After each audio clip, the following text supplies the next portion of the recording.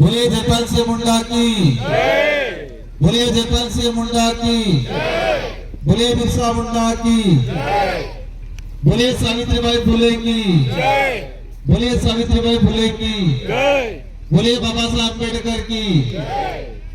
आप सबकी जय। सबको जय जोहार। आज जयपाल सिंह मुंडा एवं सावित्रीबाई फुले ये दोनों हमारे देश के लिए, इस समाज के लिए और इस देश का संविधान निर्माण में जयपाल सिंह मुंडा का काफी बड़ा योगदान रहा है। और आज ये सौभाग्य है कि इस भील प्रदेश की धरती पे अरावली भिलोड़ा के अंदर आज इनके पुण्यतिथि पे आयोजित इस कार्यक्रम में हमारे इस पांडाल में विराजमान आदिवासी समुदाय, साथ ही दलित पिछड़ा ओबीसी, बड़े बुजुर्ग, युवा साथी, माताएं बहनें और विशेष करीने हमारे छोटू दादा के सुपुत्र पूर्व विधायक जी महेश भाई वसावा, आगे की पंक्ति में बैठे हुए समस्त वरिष्ठ जन, इस क्षेत्र के अंदर सामाजिक जन जागरण लेने काम करवा वाला, समाज में कुरीतियों लेने काम करवा वाला,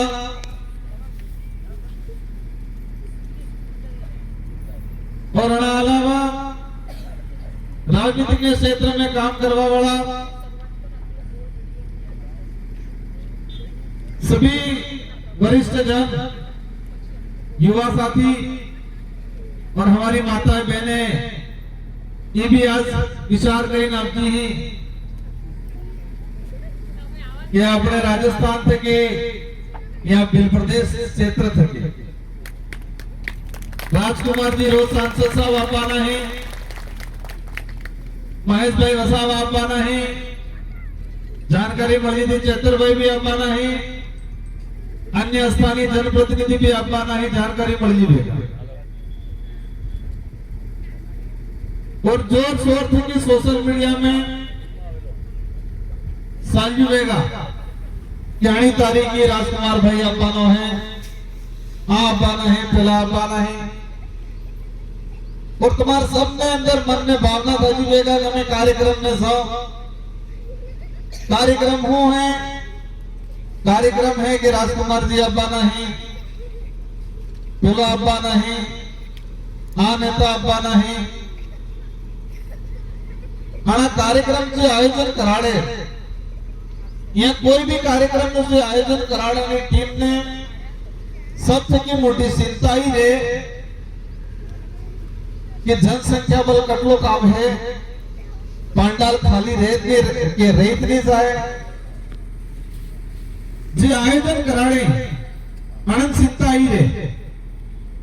और कार्यक्रम में प्रचार प्रसार, कार्यक्रम में उद्देश्य हुए हणा बल्ले कार्यक्रम राखते हुए हणा थे कि मन का आकर्षित नहीं थे, आकर्षित कड़ा थे नहीं थे कोण आपવાનો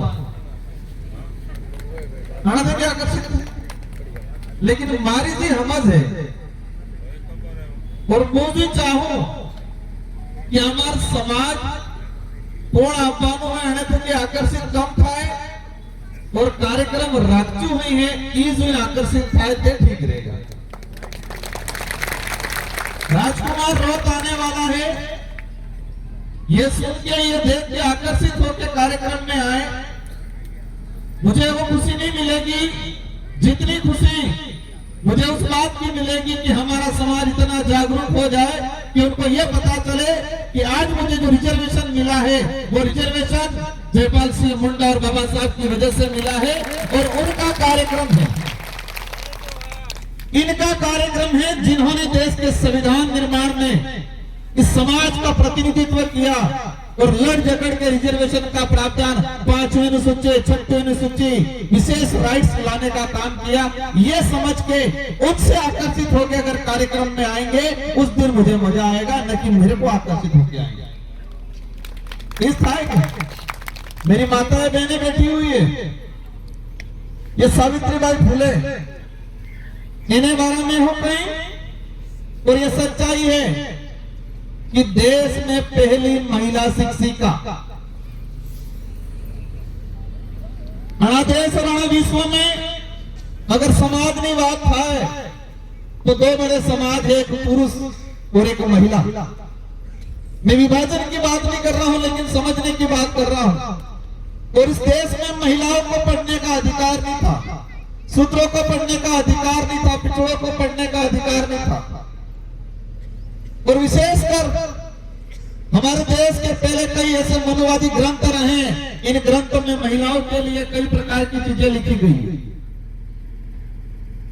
और वो दौर जो चल रहा था जब वो महिलाओं को विशेष अछूत ताड़न का साधन अलग अलग प्रकार के संबोधन आली ने महिला ने अलग तरीके के राखવાનું काम ચાલતું હતું। આના દોર में सावित्रीबाई फुले देश ने नारी बल यानी महिलाओं के लिए, बच्चियों के लिए, शिक्षा के लिए लड़ाई लड़ी। इस देश में पहली शिक्षिका का श्रेय इनको जाता है। और हमारी माताएं बहनें सावित्रीबाई फुले नो कार्यक्रम है, ये आकर्षित थाई आवेगा ते मजा आवेगा मन, बाकी राजकुमार भाई आवे। हाँ ठीक है, आपका प्रति मेरे प्रति आपके मन में भावना है, प्रेम है, अच्छी बात है। लेकिन मैं ये चाहता हूं कि हमारे समाज, हमारे क्षेत्र की जनता हमारे महापुरुषों को जाने, इन्होंने कितना स्ट्रगल किया है और इनकी बदौलत हमें क्या क्या मिला है, ये जानकारी होनी चाहिए।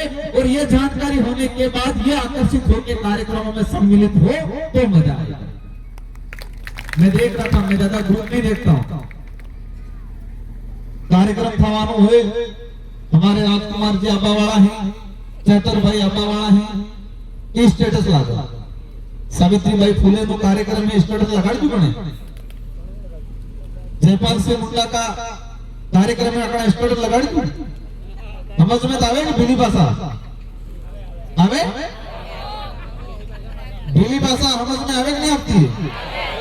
अगर भील प्रदेश में होगा तो भीली भाषा जरूर समझ में आवे। ये समझ हमें विकसित करनी है। इस देश का, इस समाज का दुर्भाग्य है कि जिसकी वजह से आपको प्रमाण पत्र मिला, जिसकी वजह से आपको आरक्षण मिला और उस आरक्षण की वजह से आप नौकरी लगे, आप नेता बने, इन महापुरुषों के बारे में नहीं पता है और कहते हैं हम जागरूक हो गए, हम नौकरी लग गए, हम नेता बन गए। ये हमारे समाज का दुर्भाग्य। कई अधिकारी बन गए, कई नेता बन गए, लेकिन इनको आज ये नहीं पता है कि जयपाल सिंह मुंडा कौन है, इस व्यक्ति का संविधान निर्माण में क्या योगदान रहा है। सावित्रीबाई फुले का जब स्ट्रगल हम पढ़ते हैं किताबों में,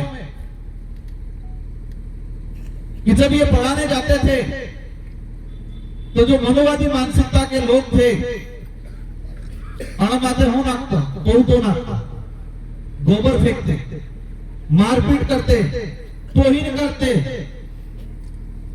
और तोहीन करने में कोई घर में विशेष तो होगा, लेकिन इस देश का आदिवासी समाज है, बहुजन समाज से थे, तो बहुजन समाज का पुरुष भी विरोध कर रहा था सावित्रीबाई फुले का, कि महिलाओं का काम थोड़ी है।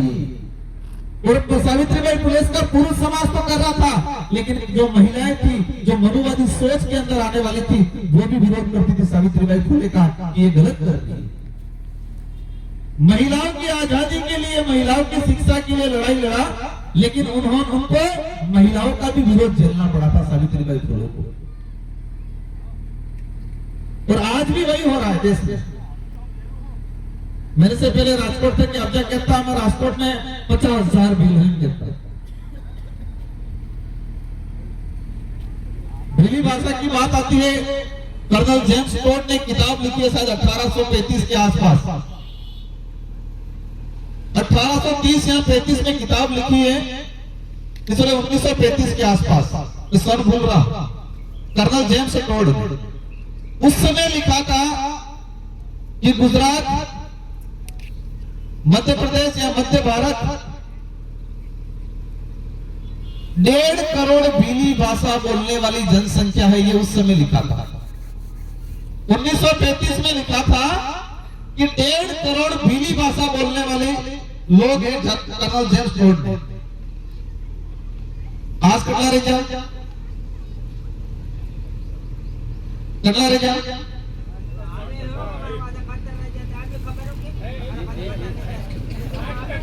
आज स्थिति ये है, आज स्थिति बनी ली है कि सब डाइवर्ट थाई गया, अर्धा आना होड़े अर्धा पिला होड़े। आज हम एकजुट की बात कर रहे हैं, लेकिन सबसे बड़ी समस्या ये है कि हम बिखरे हुए हैं, जातियों में बिखरे हुए हैं, बॉर्डर में बिखरे हुए हैं। आज गुजरात में, राजस्थान में, गुजरात में बात आवे, थोड़ी देर पहले चल रहा था, गुजरात में दारू बंद है?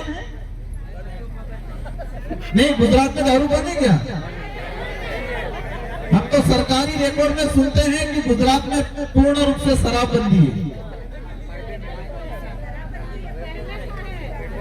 कहां से आता है? फिर कोगा राजस्थान तक आवे तो साबरमती तक आवे हो, नदी में बह के आ रहा है क्या?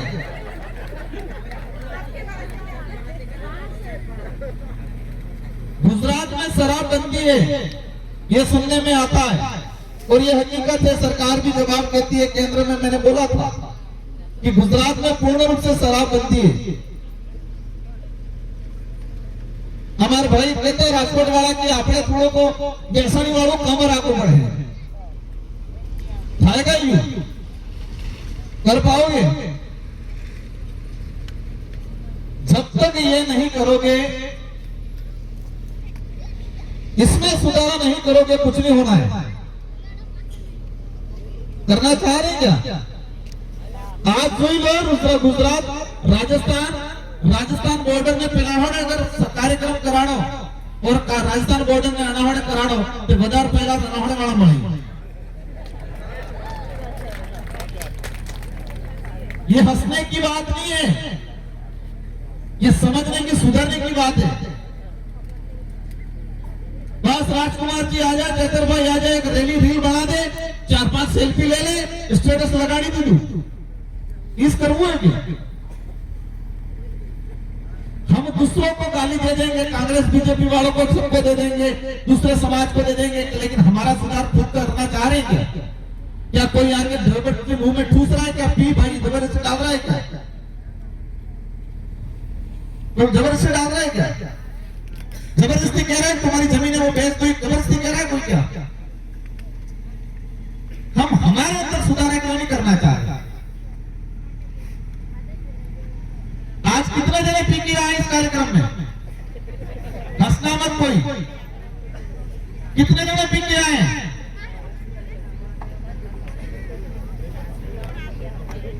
बाप दादा पीते थे, नानी वो भी पीते थे, वो थकते थे, शाम को तरीके से 2 पैक पी के सो जाते थे, और वो सही में एक कहते हैं कि दारू दवा से में कहीं पासा, लेकिन लिमिट में थकते थे, हाजी पीता था, सुबह 4 बजे 500 रोटी पीता था। हमें नाराज हो जाएंगे चलेगा, मेरे को पीछे गालियां देंगे चलेगा, वोट नहीं देंगे चलेगा, लेकिन ऐसे लोग भी नहीं चाहिए जो सुबह उठ के दारू पी लेते और समाज के लिए आगे खड़े रहते, वैसे भी लोग भी नहीं चाहिए।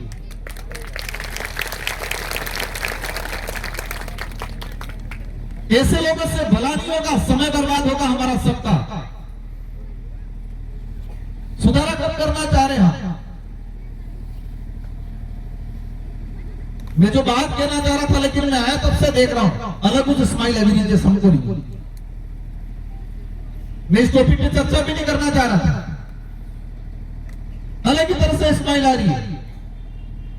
नेक्स्ट बार सुधार किया जाए कि ऐसे ऐसे जो लोग हैं कार्यक्रम के चारों तरफ वॉलंटियर रखो और एक सर्विस रूम रखो, उस सर्विस रूम में रखो, और सर्विस रूम में क्या करना है मैं बताऊंगा क्या करना है।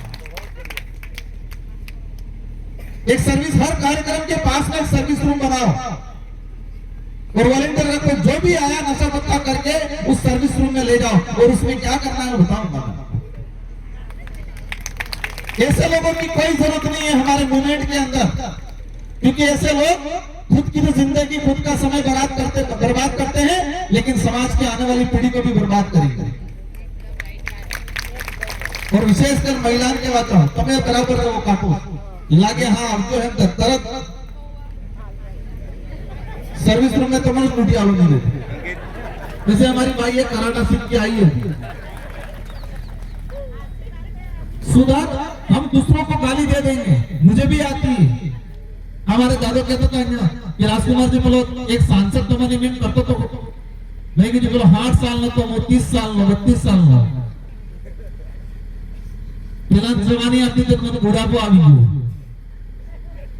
विचारों से आया है, क्योंकि हम जिस रास्ते पे चलना चाह रहे हैं, हम जिस उद्देश्य से चल रहे हैं, हमें धैर्यता रखनी है, हमें संभल के चलना है, क्योंकि लोग उकसाने वाले वोट मिलेंगे। आज जिस उद्देश्य से ये कार्यक्रम है, जयपाल सिंह मुंडा संविधान का जो निर्माण हुआ और इस देश का जो संविधान बना, तो संविधान निर्माण में किस क्षेत्र के लिए क्या प्रावधान होंगे, किस समाज के लिए क्या प्रावधान होंगे, देश के कानून की व्यवस्था क्या होगी, देश के लिए क्या क्या प्रावधान करने हैं, ये सारी व्यवस्था अलग अलग देशों से, अलग अलग संविधानों से सीखने को मिला। और देश के जो कई विधान और विशेषकर मुख्य भूमिका बाबा साहब अम्बेडकर ने निभाई, अलग अलग देशों से अलग अलग प्रावधान लिए और इस पूरे विश्व का सबसे बड़ा लिखित संविधान दिया हमारे देश को बाबा साहब भीमराव अम्बेडकर ने और उनके साथी सहयोगी ने। और इनमें आज जो जयंती मना रहे हैं जयपाल सिंह मुंडा। जब संविधान की डिबेट चल रही थी, जयपाल कई लोगों ने कहा कि आदिवासी समुदाय जंगलों में रहने वाला है, जंगली। कई लोगों ने कहा कि आदिवासियों को लोकतंत्र की व्यवस्था समझ में नहीं आएगी। कई लोगों ने कहा कि आदिवासी लोगों को कुछ समझ नहीं है कि वो वोट कर पाएंगे तरीके से। तो जयपाल सिंह मुंडा ने अपनी वक्तव्य में कहा था, संविधान की डिबेट में है कि इस देश के आदिवासी को लोकतंत्र सिखाने की जरूरत नहीं है, ये आदिवासी हजारों सालों से लोकतांत्रिक व्यवस्था जीता आया है। ये जयपाल सिंह मुंडा ने संविधान सभा में कहा था। क्योंकि कई लोगों की उस समय धारणा थी कि आदिवासी पिछड़ा है, जंगलों में रहता है, पढ़ा लिखा नहीं है, जानता नहीं है, अनभिज्ञ है, पत्तल लपेट के रहता है, ये धारणा थी। आज भी है कई लोगों को। तो कई लोगों ने कहा था कि तो मत का अधिकार है या मत देने का जो प्रक्रिया है तो आदिवासी को समझ में नहीं आएगा। उस समय जयपाल सिंह मुंडा ने कहा था, कितनी बड़ी बात बोली थी कि आदिवासियों को लोकतंत्र सिखाने की जरूरत नहीं है, आदिवासी हजारों सालों से लोकतांत्रिक व्यवस्था जीता आया है और आप सबको आदिवासियों से लोकतंत्र सीखने की जरूरत है, ये जयपाल सिंह मुंडा ने कहा था। और ये क्यों कहा था? ये कि हमारी गण व्यवस्था, पालवी व्यवस्था, हमारा गांव का मुखिया गमिति हुआ करता, कुछ बात होती थी तो गमिति के वहां जाती थी, गमिति तय करता था कि किसने क्या गुनाह किया है, क्या नहीं किया है। सामाजिक व्यवस्था बनी हुई थी। आज होता है लड़ाई खाली तरफ था में। पहले समाज में तय होता था कि ये आदमी समाज से डरता है कि कानून से डरता है। आदमी समाज से डरता है कि कानून से डरता है? समाज से डरता है। आदमी को यह डर होना चाहिए कि मैं घर में, मैं गांव में गलती कर रहा हूं तो समाज मुझे सामाजिक बहिष्कार या सामाजिक कोई दंड देगा। मेरे घर पे कोई आएगा नहीं, मेरी बच्ची बेटे को शादी नहीं कराने आएगा कोई, मेरे से कोई बात नहीं करेगा, वो सबसे बड़ा डर होता है। और वो डर हमारे बाप दादा ने व्यवस्थित बना रखा था और इसलिए समाज में अपनी व्यवस्था बनी थी। लेकिन आज सामाजिक व्यवस्था नहीं, पहाड़ जा रही नहीं तो सानत थाना रिपोर्ट डाल देते, खत्म हो गई सामाजिक व्यवस्था। तो वही बात को पकड़ के जयपाल सिंह मुंडा ने कहा था कि हमारा बाप दादे आदि अनादि काल से लोकतांत्रिक व्यवस्था, गण व्यवस्था को जीते आए, हम भूल गए। आज हमारा सबका उद्देश्य क्या है कि आदिवासी समाज का भला हो और इसके लिए हम सब लड़ रहे हैं। हमारी सबकी इच्छा यह है कि आदिवासी समाज का उद्धार हो, आगे आए, पढ़ लिख के आगे आए, नौकरी में आए, धंधे पानी में आए, शारीरिक रूप से मजबूत बने, मानसिक रूप से मजबूत बने, ये उद्देश्य है। इसका मतलब ये तय हो गया हम पीछे, भाई हम आगे जाने की प्रयास कर रहे हैं, जिसका मतलब ये तय हुआ कि पीछे। तो अब ये चीजें हम नशा पत्ता करके आगे नहीं आ सकते। फिर राम जरूर कर समझ में आवे को भीली भाषा बोलो है तो बराबर आवेंगे। अब हम जो चाह रहे हैं, आज इतने जो बैठे हुए, हमें देख रहा था अभी यहाँ जो हम बैठे हुए किस बात के, आधे हिंदू बने, एक नहीं, थोड़े बहुत ईसाई भी होंगे, थोड़े जैन भी बन गए, थोड़े फिर कोई दूसरा धर्म आए जो 3-4 उसमें फिर घुस गए, घुसे नहीं घुसे, गोत्र में फिर बढ़ गए। गोत्र में तो ठीक है हमारी व्यवस्था है, लेकिन बॉर्डर में तो बटे हुए ही हैं, पार्टियों में बटे हुए हैं, आधे कांग्रेस में, आधे बीजेपी में, आधे फिर बीटीपी में, आधे बाप में, आधे आप में। काम पूरा लड़ना होगा, 5 साल आंदोलन करेंगे सब एकजुट होके। चुनाव आते ही आधे कांग्रेस में, आधे बीजेपी में, आधे बीटीपी में, आधे बाप में, आधे आप में। आपकी जो शक्ति है, आपका जो पावर है, आपकी संख्या बल का जो मूल्य है वो खत्म हो गया ना, आप बिखर गए सब। क्या आप सब बैठ के ये तय कर सकते हो कि हमें किस दिशा में किसके साथ जाना है? मैं ये नहीं कहूंगा कि मेरे साथ आओ या मेरी पार्टी के साथ आओ।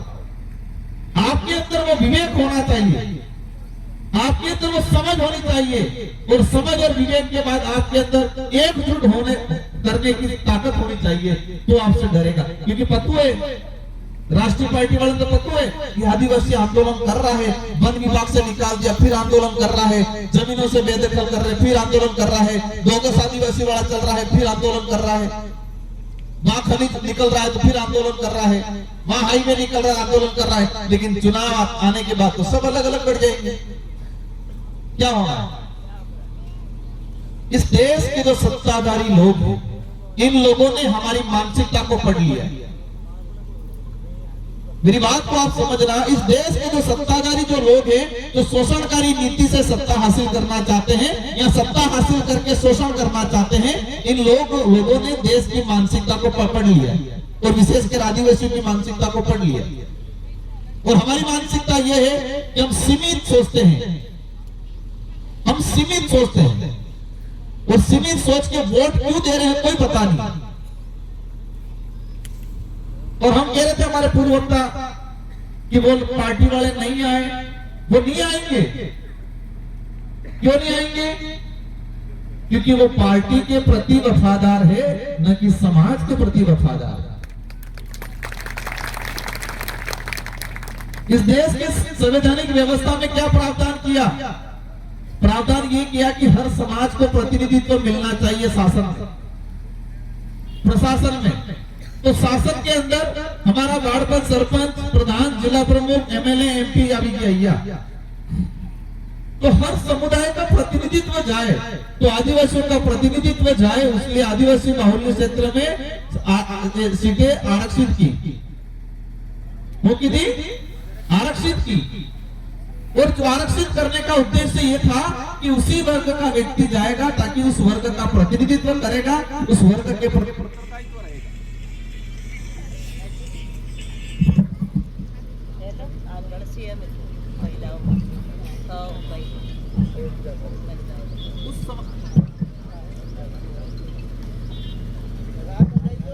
उस समाज का प्रतिनिधित्व करेगा। लेकिन हुआ क्या, इस बात को गौर से सुनना, हमारा जो सिलेक्शन का पावर था, सिलेक्शन का पावर किसने ले लिया? पार्टियों ने। और इलेक्शन मतलब वोट देने का, तो वोट देने का पावर हमारे पास रहा। बाकी कौन हमारे समाज का प्रतिनिधित्व करेगा वो कौन तय करता है? हाईकमान, गांधीनगर गई ने दिल्ली गई। इस क्षेत्र का प्रतिनिधित्व कौन व्यक्ति ईमानदार है, कौन करेगा, ये तय कौन करेगा? हाईकमान। और वो तय करके भेजेगा कि तुम्हारे समाज का, तुम्हारे क्षेत्र का प्रतिनिधित्व ये आदमी करेगा। कौन तय कर रहा है? वो वाला। और फिर तुमको दे दिया और तुम कहेंगे तुम वोट दे दो। अब जिस व्यक्ति का सिलेक्शन हाईकमान ने किया, टिकट हाईकमान ने दी, वो व्यक्ति समाज के प्रति उत्तरदायित्व रहेगा कि हाईकमान के प्रति? तो हाईकमान के प्रति उत्तरदायित्व रहेगा तो हाईकमान कहेगा कोई आएगा ना तो। अब हाईकमान नहीं कहेगा क्योंकि समाज के प्रति उत्तरदायित्व नहीं है, हाईकमान के प्रति उत्तरदायी है, क्योंकि हमारी एकता नहीं है। ये जो नेता उनको भी पता है कि ये तो ठीक है, थोड़े दिन चलेंगे, पसे कहेंगे धर्म की रक्षा करी पड़े तो हेत्ता ठीक पड़ेगा, जगानी रक्षा तो भूली जो, आरक्षण की रक्षा भूली जो, संविधान की रक्षा भूली जो, लेकिन पहले नहीं करी पड़ेगा, खाने की टुकड़े पतो नहीं। हमारे देश की मानसिकता का टेस्ट होता है समय समय पर। इस देश की जनता मानसिक रूप से कितनी दिव्यांग है, कितनी गुलाम है, कितनी कमजोर है, ये टेस्ट होता है समय समय पर। और इस टेस्ट में वो सफल होते हैं। इस देश में वर्तमान में ऐसी राजनीति चल रही है कि जब भी कोई वाजिब मुद्दा आता है, जनता से जुड़ा मुद्दा है, उसी दौरान कोई धर्म का बड़ा मुद्दा क्रिएट कर देते हैं और इस मुद्दा भूल के उसकी ओर डाइवर्ट हो जाती है देश की जनता। थाली वालों टेस्ट था जो नहीं था, कोरोना आवे थाली बजाओ, थाली बजाड़ की नहीं बजाड़ी, जोरी बजाड़ की नहीं बजाड़ी, मारा कालजा तो डोल नहीं हट जाए, जोरी ढोल बजाड़ा होते कि थाली बजाड़ होते कि कोरोना था। पर जो मानसिक टेस्ट करने वाले सफल हो गए, कि सफल था किया कि बराबर बार लगाने तक मानसिक संतुलन बगड़ू से पोतो पड़ी। थोड़ी देर बाद कह जो एक हाथ लाइट बंद कर दो, आपने वाला तो अटला मेरिट में आवी क्या क्योंकि लाइट पूरी नथी कहीं से। मानसिक टेस्ट करने के लिए क्या कहा कि हेत्ता लाइट बंद करेगा, एक 8 बजे 5 मिनट बाद एम की तो अधिकतर तक लाइट बंद की थी और आपने वाला 1 नंबर मेरिट में आप जाएंगे कि आपने बल्ब भी पूरी नथी कहीं। तो टेस्ट करने वाले सफल रहे, हमको लगा हाँ अभी तो बराबर है, बराबर है। आज क्या स्थिति है गुजरात के अंदर, गुजरात मॉडल क्या स्थिति है? रिजर्वेशन पॉलिसी क्या कर रखी है गुजरात में? इस पे कोई ध्यान दे रहा है क्या? क्या इस पे आवाज आज हमारा अंबाजी वाला उस पूरी पट्टी में जो आदिवासी वर्षों से बैठा हुआ है उसको आज हटा रहे,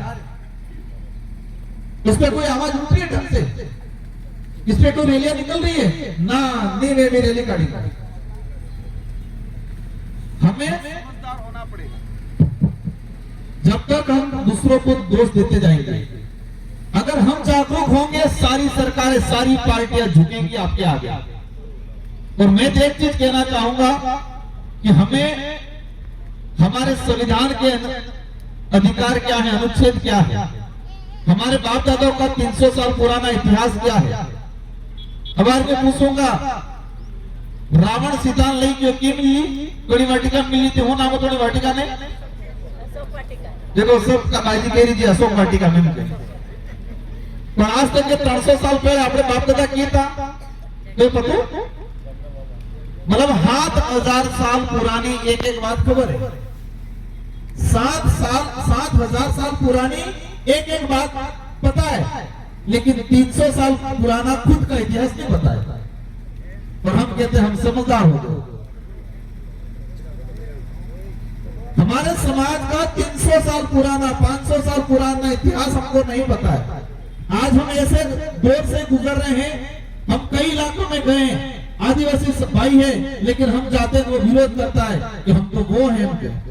पूछता हूं गोत्र क्या है, तो कोई कहता नीनामा है, कोई कहता कटारा, कहता सेंगाड़ा है, लेकिन वो कहता है कि नहीं मैं आदिवासी नहीं हूं।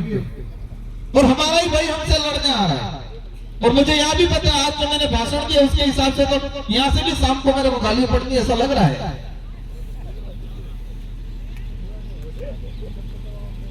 गुजरात में दारू बंद है, તમે को राजस्थान वाला मोकले तो राजस्थान वाला પેલા साबरमती नदी में नाखी नाखता है, તમે ये काली काली में पी जाओ, जबरदस्ती नहीं पिलाता है कौन। भले मेरे को आप पीछे गाली दोगे चलेगा, लेकिन मैं गलत चीजें, क्योंकि हमारा उद्देश्य राजनीति करना नहीं है, हमारा उद्देश्य समाज को सही दिशा में ले जाना है। आज मुझे तकलीफ होती है